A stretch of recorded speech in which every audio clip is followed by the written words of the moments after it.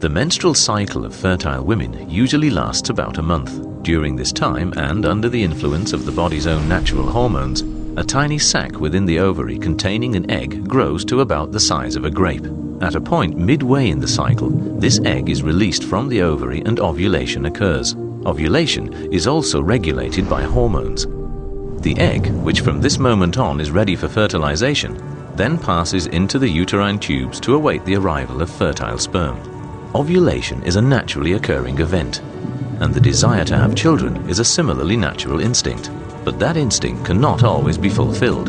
The causes of unwanted childlessness are numerous, but so are the means of treating them.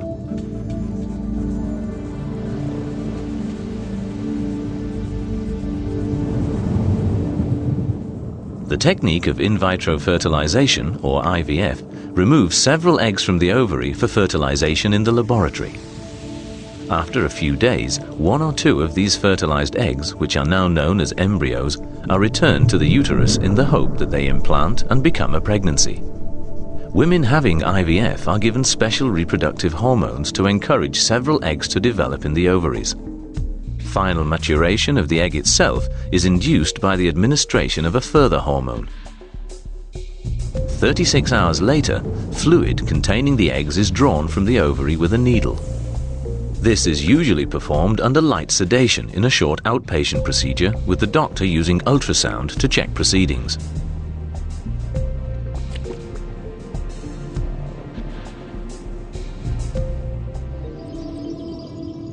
The eggs collected from the ovary are then mixed with a sample of the male partner's sperm, which has already been washed and concentrated.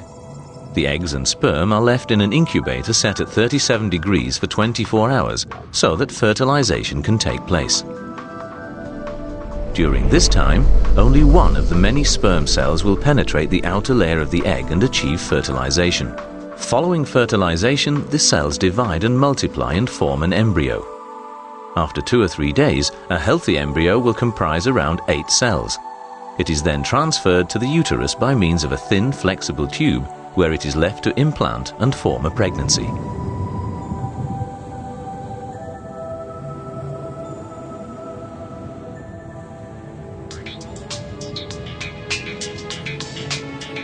All these methods of assisted reproduction offer couples a good chance of bringing a healthy baby into the world.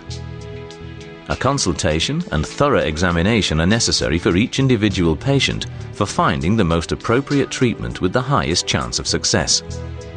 Because female fertility decreases quite quickly after the age of 35, infertile couples should not delay seeking appropriate medical advice.